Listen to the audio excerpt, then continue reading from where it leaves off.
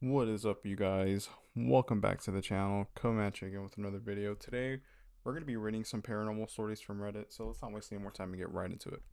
This first one's called My 3-year-old Just Saw Her Missing Slash Murdered Grandmother. My daughter's grandma has been a missing person in Alberta, Canada since 2004, presumed murdered. My almost 3-year-old was just in the office talking to herself. I said, "Hey, who are you talking to?" She says, "Grandma's in here." Thinking she meant my mom, I said, "Oh no, grandma's at home with people." She says, "No, other grandma has black hair. She did have black hair." That's already a little odd. Or she could be seeing a ghost. Nah, but then how would she know what her grandma looks like if she's barely three? Maybe through pictures.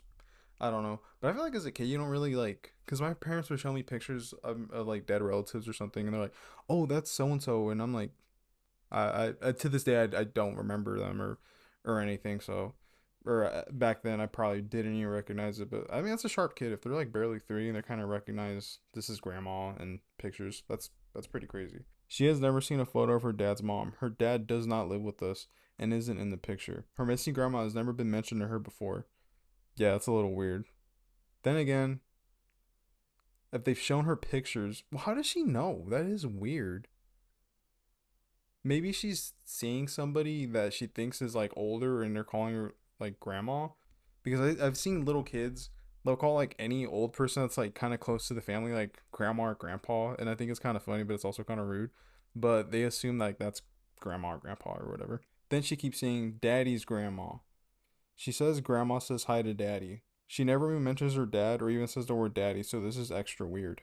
Then I try to put her back to bed, and she runs back into the office and says, "Good night, Grandma," waving at the wall. Okay, that's really fucking. That is really weird. Especially you just put them in bed and they have the strong urge to go to your, I guess your home office and say good night to Grandma. That's pretty crazy.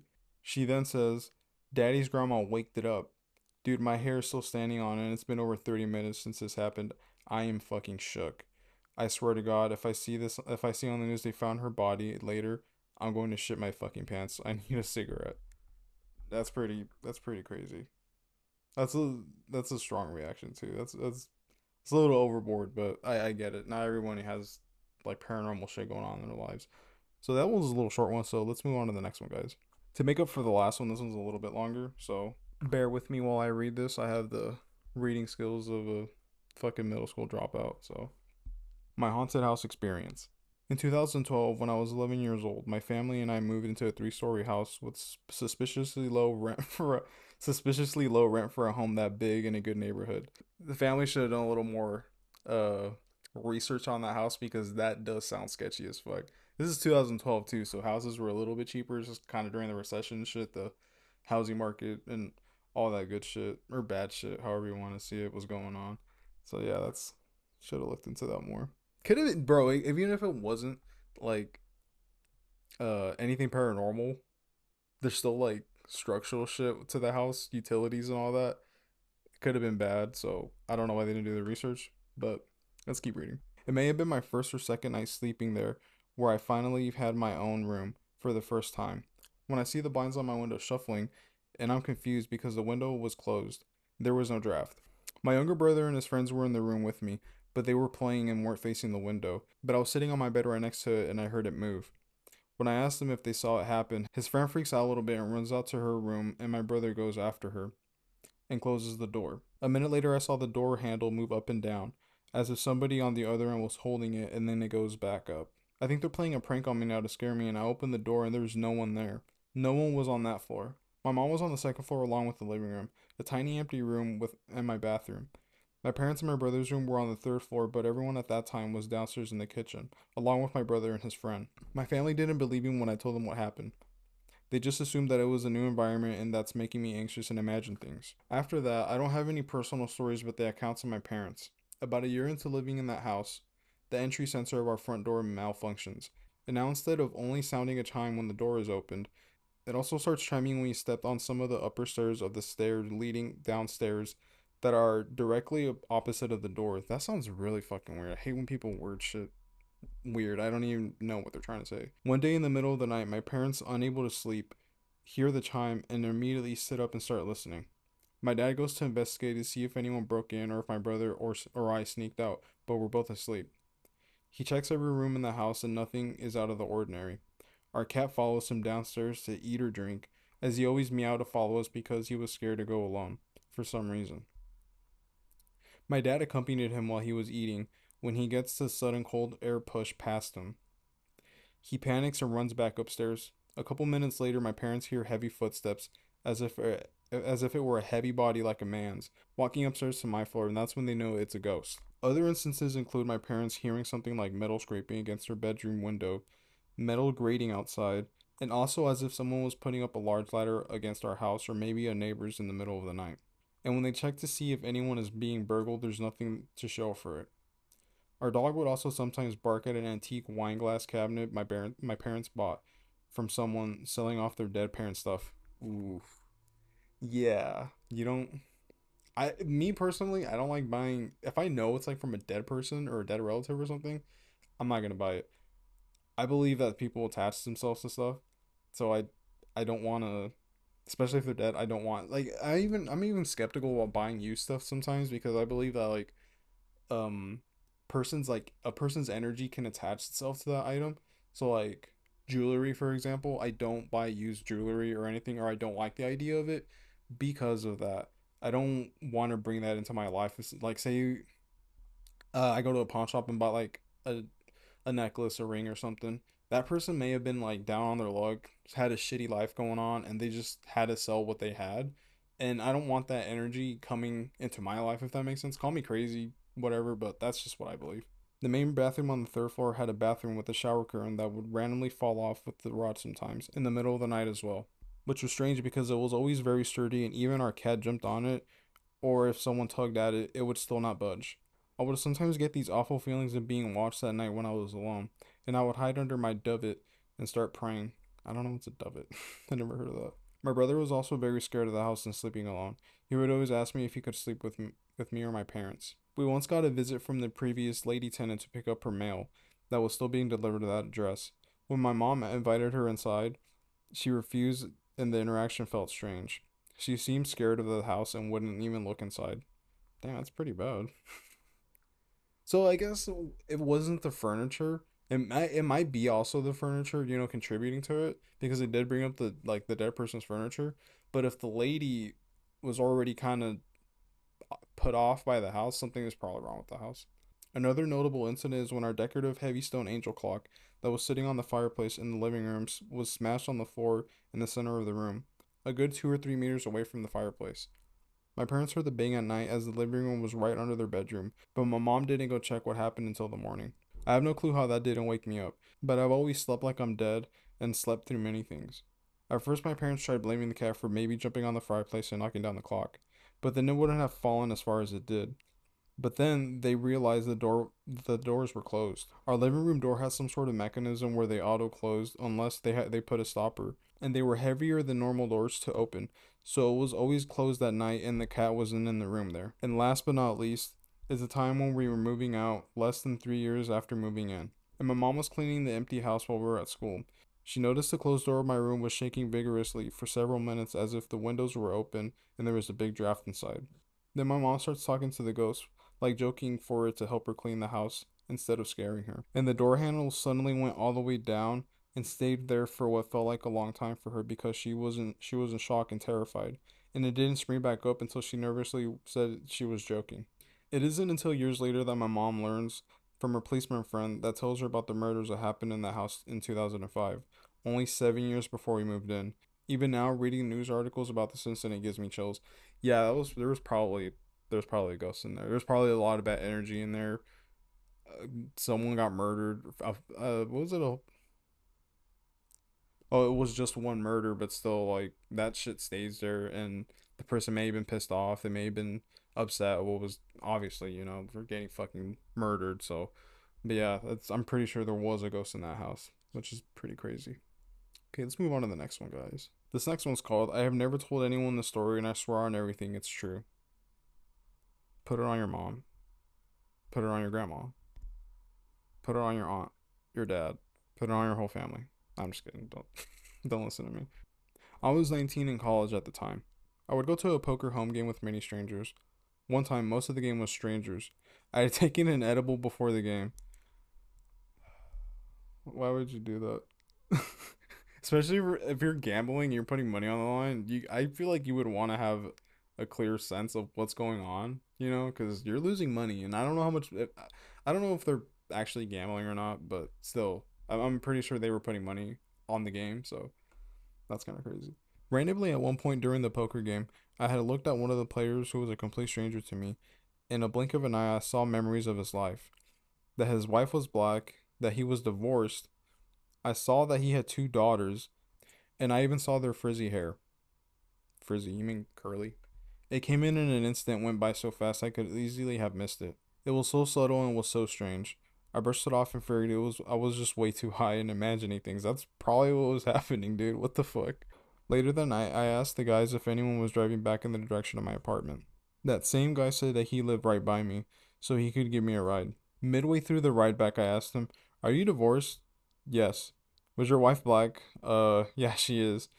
"Do you have two daughters?" He looked at me like, "What the fuck, is this a prank? Who told you this shit?" I barely even tell any of my friends about this. He started to get very freaked out and was certain somehow someone told me this. I was a bit freaked out too. Why could this have happened? To this day, I am now 28. Nothing like this has ever happened again. How could this have happened? Honestly, I don't know. I have like no explanation for this. I mean, if they're all complete strangers, I wouldn't say they're complete strangers, because if he went to this like kind of like poker game, and I guess he said that, I'm assuming like he would have friends there and stuff. If his friends invite people that they know but are strangers to him, I mean, they could something through social media. I don't. Well, then again, the guy said he doesn't even tell his own friends about his personal life. So I really doubt that he would post it on social media. So I'm kind of just rambling now, but yeah, that is a really freaky story, especially off the edible. So I wonder where he got that shit from. All right, let's move on to the next one. One was a little short, but yeah, let's move on to the next one. This next one's called "My Dead Patient Visited Me in My Sleep." This happened in the early 2000s, but I still think about it from time to time. Before I start, I'll share that my typical dreams make no sense and are very rarely involve people I know. I was an ICU nurse at a top hospital. We had some of the sickest patients in the region, even in the entire US, so unfortunately we lost patients who succumbed to critical illness, often septic shock with multiple organ failure. One day I got a new admission, a patient who had stomach bleed after a weekend of partying. He was pretty young, I believe. When he was brought to us, he had a breathing tube, but that was to protect his airway since he had stomach bleeding. It was expected that he would recover. He had no family nearby but friends who cared for him very much. Unfortunately, his condition did not improve, which was something totally unexpected. His liver failed, which is essentially incompatible with his life. I don't know what that means. He could not have received a transplant. Eventually, family from out of state agreed to discontinue his care. Oh, that sucks. I wonder what happened to him. I guess that they're not allowed to disclose that or anything. Well, this happened in the 2000s, so I don't know the rules and laws behind that, but I'd kind of like to know what happened. They said he partied, so I guess just drank too much. That sucks. On that night, I was working and his condition rapidly deteriorated. He was bleeding profusely. We decided to make him comfortable. I was a young nurse, smart, but still puzzled as to why his condition declined so. He passed away exactly at the same minute my shift ended. Us nurses were the only ones by his side. That really fucking sucks. His family didn't even get to say goodbye properly. I mean, I'm pretty sure they had a funeral, but still, like, not being there at the, like, last moments, that's pretty sad. I was used to death in carpet. I was used to death in carpet. I was used to the. I was used to death in carpet. I was used to death in compartment. Ah. Compartmentalized. Compartment. I was used to death. Bear with me. I'm not gonna lie. I sat here for like a minute or two trying to pronounce this fucking word. I can't pronounce it. I know the word, but I can't say it properly. Compartmentalized. That's probably the best I said it so far. My work by never taking distressing feelings home. However, this patient stuck in my head. Even though I knew his prognosis was poor, I had a nagging sense his family gave up. I wondered why no one came to see him. Was it lifestyle differences? Estrangement? I wonder why he declined if we could have done more. I was upset and ruminated on this. Though life goes on, I was very busy juggling many projects, work, and traveling by air 5 to 6 times per month. Damn, so she was like a traveling nurse, I'm assuming? This fucking make a lot of money. Get that money. One night, a few weeks after he passed, I had a remarkably vivid dream in which I specifically remember the sensation of sitting up in bed. The dream started with me being in the ICU. The landline phone rang. I answered it. It was the patient. I said, How are you calling me? You passed. He said he had ways of doing it. I asked him other questions, but he got right to business. He told me he understood why I was upset, so he specifically came to me to reassure. In no uncertain terms, he described he was happy where he was, and he was reassuring me that the way things played out in the end was completely okay. He connected to my suggestion of understanding he was in heaven, which is how I understood it to be at the time, and he confirmed he was, and it was great. He was a mellow guy, and I actually never spoke to him in real life, as he was comatose the whole time I cared for him. The dream was significantly more vivid than any other one I've had before or after, including the one dream I had with my deceased grandma. Like I said, I felt in the dream almost like I was awake and sitting up talking to him. The dream experience also put my mind at ease. Never again did I have a moment of angst about his death, but maybe that's all it was, my brain processing. But it certainly felt and remains feeling paranormal to me. In any event, I certainly hope it was a visitation dream because I know he is at peace. Yeah, I kind of, for her sake, for the nurse's sake, I don't know. I'm pretty sure it's a lady. Anyways, yeah, I really do hope it was like the guy actually going to visit the nurse because that is something that is kind of fucked up. The family just kind of like, whatever, let him go, let him die. It's like, bro, it's your kid. This is like your kid or your brother, or even or grandparents. Like, it's pretty fucked up that they just kind of left him like that. So yeah, I really hope that they finally, like, it was a visitation dream. But let's move on to the next one.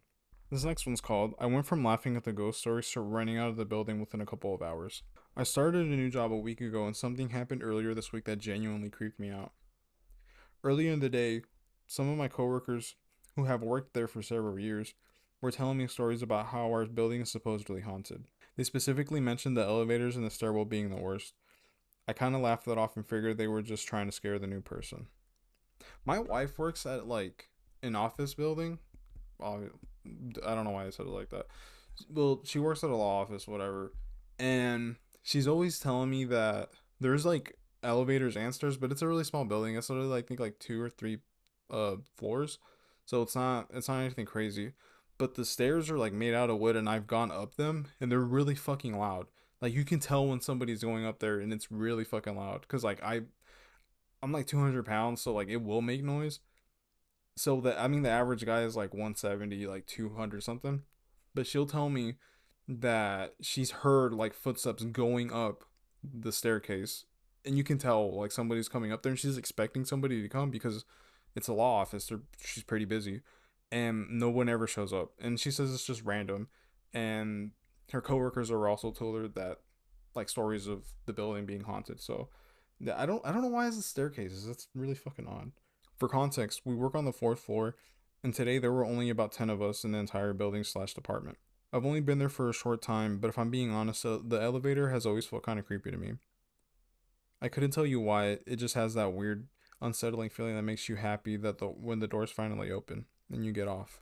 At the end of the day, I was the first and only person to leave. I got into the elevator alone on the fourth floor. The only button I pressed was the button to the first floor. Nothing else. I didn't accidentally hit another floor, and I wasn't standing near the panel afterwards. I was leaning against the back wall of the elevator by myself. As I was heading down, it stopped on the third floor and the doors opened. Nobody was there. I didn't think much of it. Maybe someone had pressed the button from the outside and then decided to take the stairs instead. The doors closed, and then something happened that made my stomach drop. The button for the second floor suddenly lit up as if someone had pressed it. Again, I was completely alone. No one had gone on at the third floor, and I hadn't touched the panel since pressing the first floor button when I first got in. I watched the second floor button light up, and then the elevator stopped and the doors opened. Nobody was there. After that, I finally went down to the first floor, and I was so unnerved I practically ran out of the building. The weirdest part is I didn't really believe in places being haunted before today. Always been the person looking for the logical explanation. Even now, part of me is convinced that there's probably some mundane reason this happened. But the timing of it all, hearing years worth of ghost stories from longtime employees and then having this happen during my first week has really gotten under my skin. It's late now and I'm honestly lying here unable to sleep because I keep replaying it in my head. Maybe elevators just do weird things sometimes. Maybe there's a perfectly reasonable explanation for this. But I'd be lying if I said it didn't completely shake me. Has anyone ever experienced something similar with elevators?